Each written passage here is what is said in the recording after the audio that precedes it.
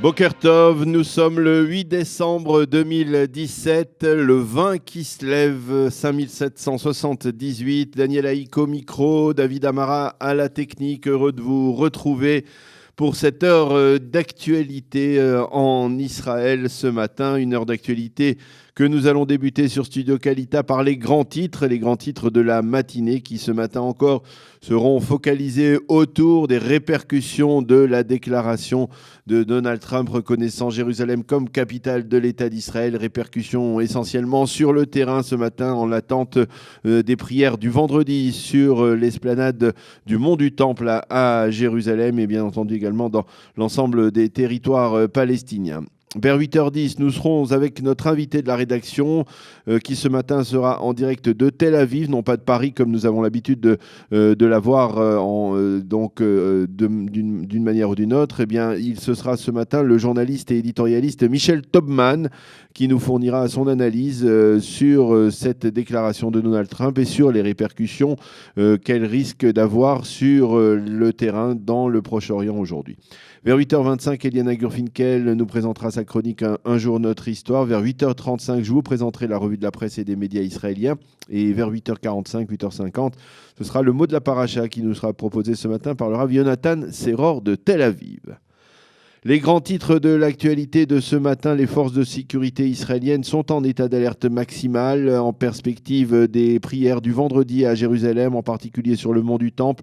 L'objectif des forces de sécurité israéliennes sera de maîtriser toute vague de violence qui pourrait surgir dans le cadre de cette nouvelle journée de la colère décrétée par les Palestiniens à la suite de la décision du président américain Donald Trump de reconnaître Jérusalem comme capitale de l'État d'Israël. Au sein de la défense nationale, on a mobilisé plusieurs bataillons supplémentaires qui seront chargés d'assurer la sécurité dans les territoires, en Judée et en Samarie. On estime qu'outre Jérusalem, la tension pourrait être très vive aujourd'hui à Hebron ainsi que dans certains points de passage.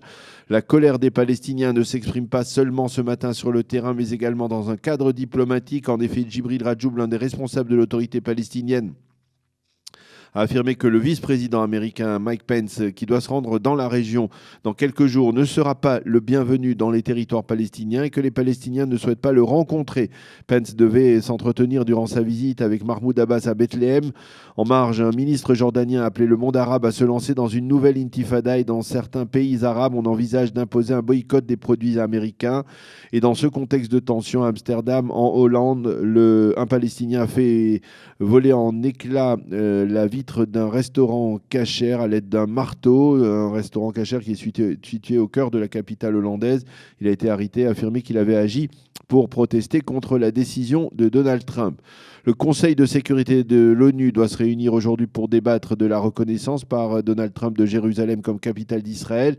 Les Palestiniens demandent au Conseil d'agir d'urgence afin de faire annuler cette décision. Dans une lettre envoyée par le représentant palestinien à l'ONU au président du Conseil de sécurité, les Palestiniens affirment que cette déclaration de Donald Trump violait plusieurs résolutions du Conseil de sécurité et risquait de mener à une guerre de religion.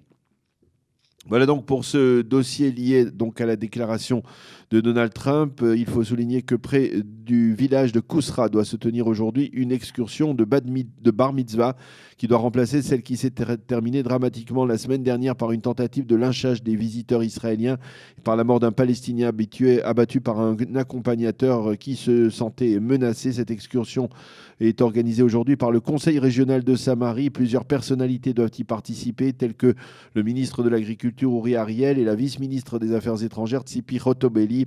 Hier, les forces de sécurité israéliennes ont arrêté une vingtaine de Palestiniens qui sont soupçonnés d'avoir agressé la famille qui avait donc organisé la semaine dernière cette excursion de bar mitzvah qui s'est mal terminée. On reparle de l'affaire David Bitan, du nom du président de la coalition gouvernementale qui, je vous le rappelle, est soupçonné de corruption dans des dossiers immobiliers liés à la mairie de Rishon LeZion. Lorsqu'il était adjoint au maire de cette municipalité, la police disposerait de plusieurs enregistrements téléphoniques dans lesquels des suspects proches de David Bitan s'incrimineraient eux-mêmes. On devrait reparler de cette affaire en début de semaine prochaine. Il est possible que David Bitan soit à nouveau interrogé par les enquêteurs de la police. Un mot de sport. En Euroleague de basketball, le Maccabi Tel Aviv l'a emporté hier soir sur son terrain Yad Eliyahu face aux Espagnols de Valence, 94-91. Au total, depuis le début de la compétition, Maccabi Tel Aviv a remporté 7 victoires pour 4 défaites. La météo pour terminer, on peut dire que le temps s'améliore. Il fera aujourd'hui doux sur l'ensemble du territoire israélien sans la moindre goutte de pluie à l'horizon. Les températures 12 degrés à Jérusalem, 18 à Tel Aviv et 22 degrés à Eilat. Nous allons marquer une pause et on se retrouve dans quelques instants pour dialoguer avec notre invité, Michel Tobman, éditorialiste, journaliste et écrivain, spécialiste en particulier de l'Iran, qui nous parlera des répercussions possibles de la décision de Donald Trump de reconnaître Jérusalem comme capitale de l'État d'Israël.